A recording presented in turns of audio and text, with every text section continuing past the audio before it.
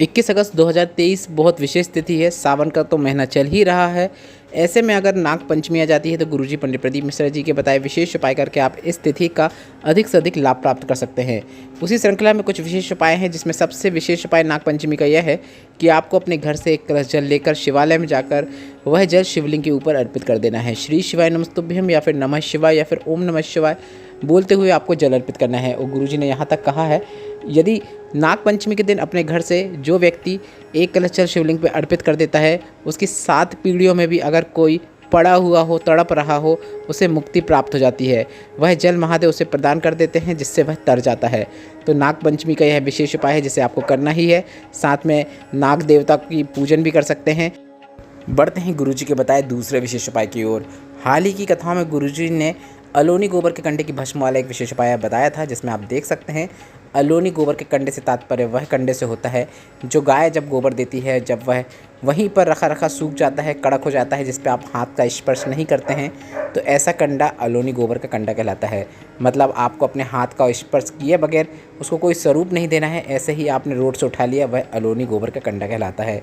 इस कंडे की आपको भस्म तैयार कर लेना है। अब भस्म तैयार करने के लिए आप इसे अग्नि से भस्म तैयार कर सकते हैं। कोई भी कुंड में अग्नि लगाकर आप इसको भस्म के रूप में तैयार कर लें। इसके बाद इस भस्म को आप कपड़े से छान लें और छनी हुई भस्म को लेकर आपको शिवालय जाकर शिवलिंग में उसका त्रिपुंड बना देना है। और थोड़ी सी आप शिवलिंग के ऊपर छोड़ भी सकते हैं, अर्पित भी कर सकते हैं। इसके बाद एक चुटकी या थोड़ी ज़्यादा मात्रा में आपको भस्म प्राप्त कर लेना है और उस रोगीले व्यक्ति को, जिसको बीमारियाँ होती हैं, बार बार बीमार हो जाता है, उसके सीने में, उदर में कुंदकेश्वर महादेव का नाम लेते हुए आपको लगा लेना है। बस इतना ही करना है। यह सावन का विशेष उपाय है, जिसे आप इस सावन के 7वें सोमवार के दिन कर सकते हैं। बढ़ते हैं अगले सावन के विशेष उपाय की ओर।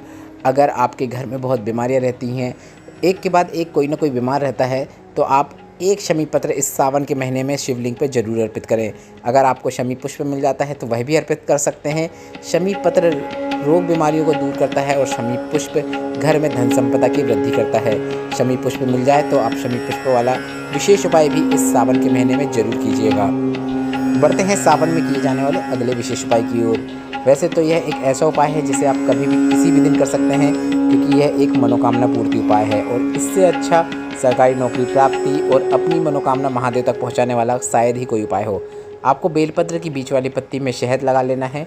बेलपत्र की बीच वाली पत्ती में शहद लगाने के बाद इस बेलपत्र को आपको श्री शिवाय नमस्तुभ्यम बोलते हुए, नमः शिवाय बोलते हुए, ओम नमः शिवाय बोलते हुए शिवलिंग पर चिपका देना है। बेलपत्र को आप अपनी हथेली में रखिए। इसके बाद इस बेलपत्र को शिवलिंग पर चिपका देना है। चिपकाते समय आप अपनी मनोकामना भी महादेव से बोल सकते हैं। बस इतना ही करना होता है। गुरुजी का बताया यह उपाय आपको हर पत्र में सुनने को मिल जाएगा, हर नौकरी में आपको यह उपाय सुनने को मिल जाएगा, हर मनोकामना के पीछे आपको यह उपाय सुनने को मिल जाएगा। तो इस सावन के 7वें सोमवार को आप इस विशेष मनोकामना पूर्ति उपाय को जरूर कीजिएगा। बढ़ते हैं अगले विशेष शिवलिंग पर जरूर अर्पित करें। नीले कलर का पुष्प रहता है, आप देख सकते हैं किस प्रकार का पुष्प है, इसे शिवलिंग पर अर्पित करें। साथ में अगर आप धतूरा लेके गए हैं तो धतूरे को भी शिवलिंग पे अर्पित कर सकते हैं। धतूरे को शिवलिंग पर इस प्रकार से अर्पित करें कि धतूरे की डंडी आपके विपरीत ओर होना चाहिए।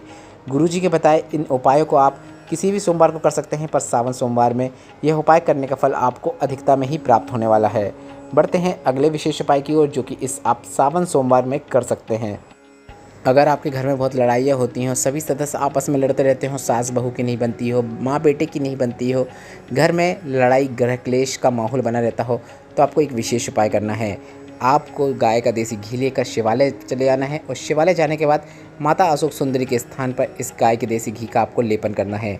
इसके बाद थोड़ा सा घी जिस उंगली से आपने लेपन किया है उसी में प्राप्त कर लेना है और अपने घर के मुख्य द्वार के बाहर उसका आपको एक बिंदी बना देना है। बस इतना ही करना होता है। गुरुजी का बताया है उपाय करने से अगले लगभग 1 साल तक या 6 महीने तक आपके घर पे गृह क्लेश नहीं होता है।